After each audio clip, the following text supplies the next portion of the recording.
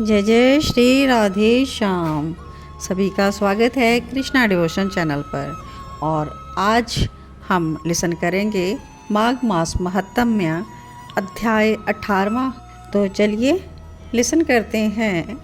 वशिष्ठ जी कह रहे हैं कि अब मैं माघ महीने के स्नान से उत्पन्न फल को यो यज्ञों में उत्पन्न है, सब दानों का फल देने वाला है और सब व्रत और तपों के समान है, इसको मैं सुनाता हूँ।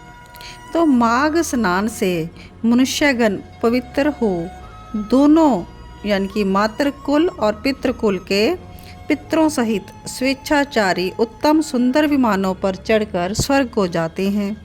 जो माघ महीने में नदी में सूर्य उदय काल का स्नान करता है, वह पिता और माता के वंश के समस्त मनुष्यों का उद्धार करके सुंदर माला लेकर स्वर्ग जाता है। सदा के पापी, दुराचारी और कुकर्मी मनुष्य भी माघ के स्नान और हरि की पूजा करने से पाप के बड़े समुदाय से निर्मुक्त होकर भगवान के समान शरीर वाले हो जाते हैं। पखंडी मनुष्य भी प्रयाग में माघ के महीने में 3 दिन स्नान करने से सज्जनों की गति को प्राप्त होते हैं। संसार में पुण्य तीर्थों में माघ महीने के स्नान मनुष्यों का अत्यंत श्रेष्ठ है। इससे मनुष्य ब्रह्मवेताओं की दशा को प्राप्त होता है, इसमें कोई भी संदेह नहीं है। हे राजन, माघ में तप, दान, जप और हरि भगवान की पूजा से ये सब अक्षय होते हैं।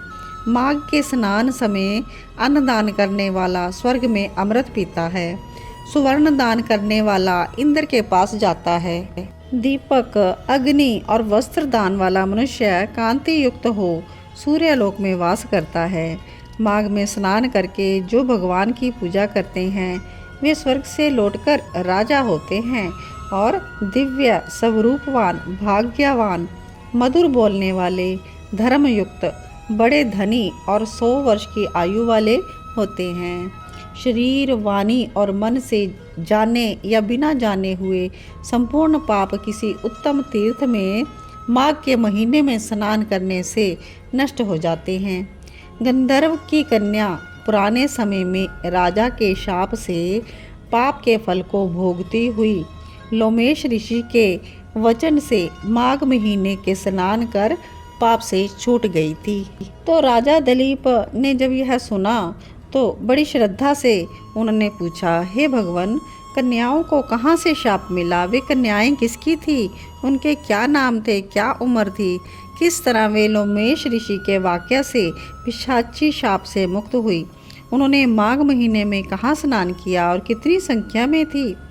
वशिष्ठ कहते हैं, हे राजन, इस धर्मपूर्ण और संतान को पैदा करने वाली अपूर्व कथा को सुनो।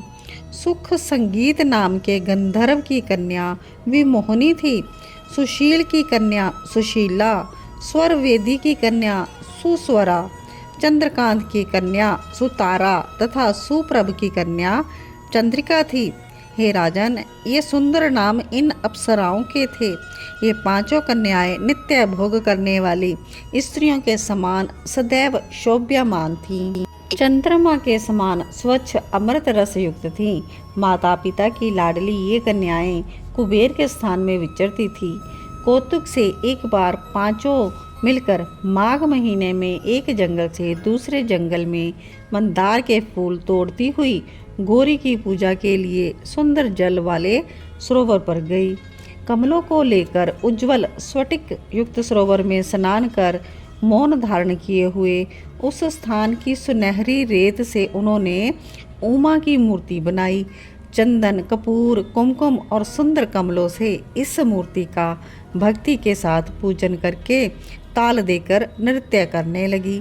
जब ये कन्याएं रसीले सुर में गा रही थी और नाच में लीन थी, उसी समय उत्तम तीर्थ अछोद में वेद निधि मुनि के पुत्र अग्निप ऋषि स्नान को गए।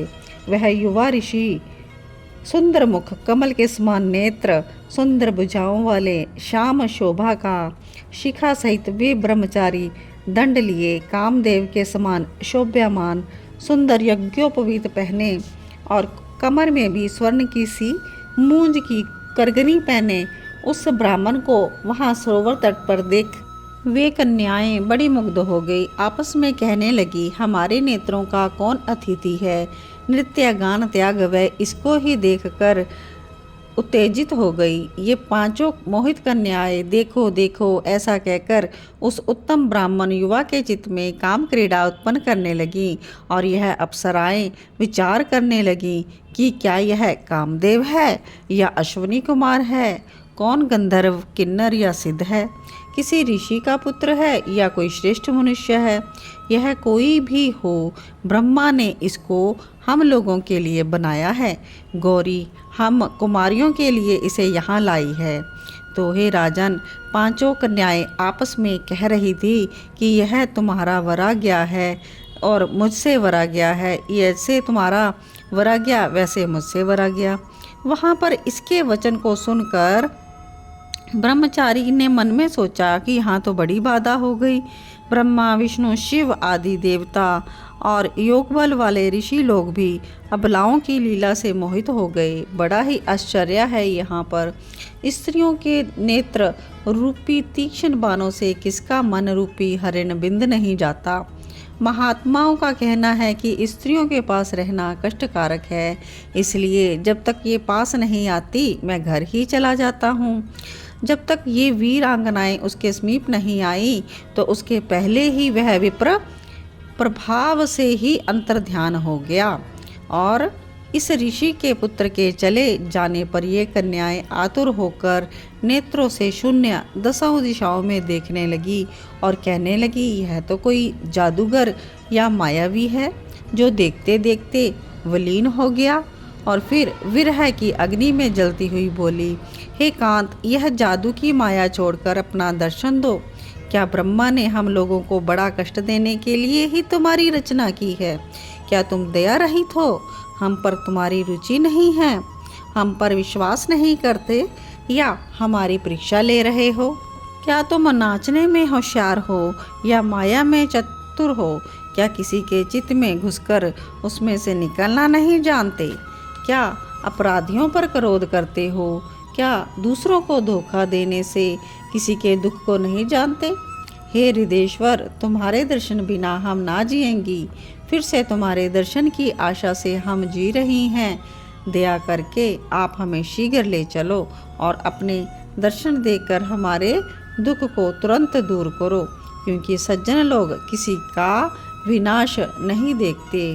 तो इस प्रकार से अध्याय 18 में हमने इन गंधर्व कन्याओं का वृत्तांत लिसन किया, लेकिन आगे की कथा हम यहाँ विश्राम है और आगे की कथा हम नेक्स्ट पार्ट में लिसन करेंगे। तो तब तक के लिए सभी को जय जय श्री राधे।